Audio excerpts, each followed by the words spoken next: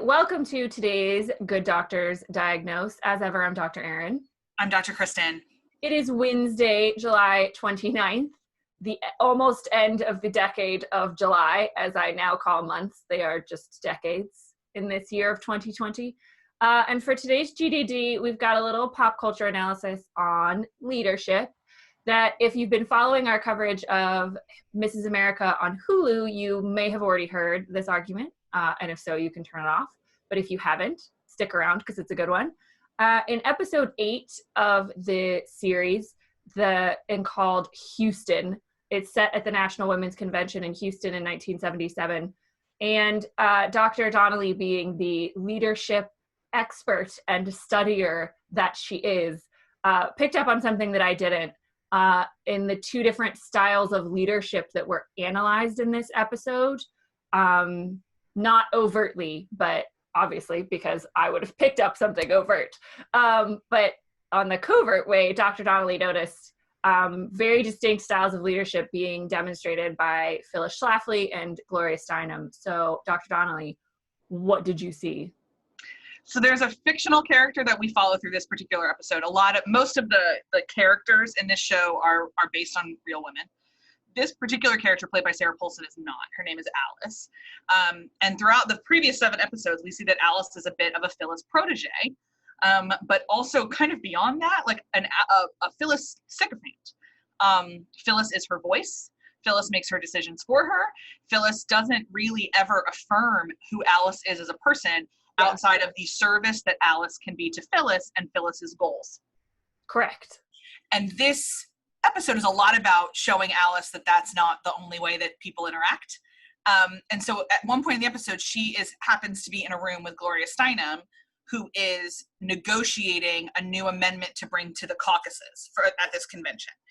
And you see Sarah Paulson's face as she watches Gloria very simply go around the circle, ask everybody in the circle of decision if they're comfortable with what's going on, give everybody a chance to speak, and make it very clear that she'll be bringing their proposals as a vessel of this information and not as the arbiter of what the movement should be.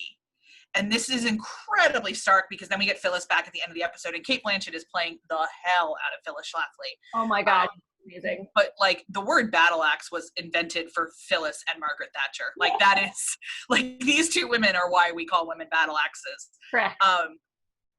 And we don't know if that's true. I'm just making a joke. Please don't at me. And the incredible contrast. I mean, we know from leadership studies that the way a lot of people led was very Phyllis for a very long time. Mm-hmm. And a major generational shift that's happened in the past 5 to 8 years is that more and more people are leading like Gloria. And studies show us that more people respond to Gloria's style of leadership than respond to Phyllis's. Sure, they'll get things done under Phyllis's, but they won't be giving. There will be limited innovation, there will be limited creativity and the loyalty will be very conditional even if the person doesn't realize that. When you don't lead through nuance and you don't lead through empowerment, you risk defection very quickly, to be honest. And that's what I don't know if the show will show us that, but it certainly hinted that's kind of where Alice is going. So we would encourage you to watch the series because it's incredible. And very nuanced and very well done and incredibly well acted. And I mean, the music is just the fashions, but we forgive people in the 70s.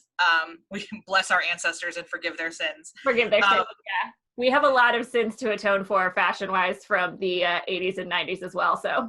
Whew, when they make series about that. I mean, if we ever covered The Americans, you would hear my feelings on high-waisted jeans. So it's fun. Don't talk to me about how I feel that scrunchies are back now. I saw somebody in the world wearing a scrunchie yesterday, and I face planted against my steering wheel. I was like, no, I did not survive middle school to have this come back. Yeah, I did. This is not the world I have been fighting for. No, it is not.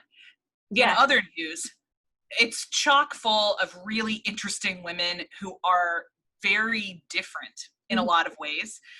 This is one of the shows we've been pleading for in a lot of ways. I want to watch women make mistakes and a whole lot of different kinds of mistakes. And a whole lot of different kinds of good and a whole lot of different kinds of passion. There are no tokens in this show. And we really have appreciated that, but particularly for the different styles of leadership. And this is not a feminist movement versus other. I think it's a generational thing too, because Bella Abzug and Betty Friedan lead very much like Phyllis. Yeah, I think it's definitely, meant to be generational. And there is a generational gap between Alice and Phyllis as well, or an age gap in a way. This convention gives Alice an opportunity to meet a lot more people her own age. Yep. From a lot of different places than the middle of Illinois. From a lot of different places. Yeah. And I mean, I think what it shows, to just finish on what Dr. Kristen said, in terms of these different styles of leadership, it's a question of what kind of culture you want to create. Yes.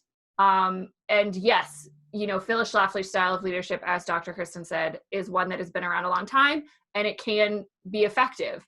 But is that the type of culture you want to foster in your environment? And it's a important question to ask yourself, and not necessarily one you would think you would get from a TV show, but that's why we have our Good Doctors Diagnose. Indeed. To let you know when we see these insights in some perhaps unexpected areas. But that's what we have for you for this week. We'll be off next week for Good Doctors Diagnose, taking some much needed time away during these times, but we'll be back the week after that for more of our insights, and we'll see you guys then. Have a good week without us. Bye.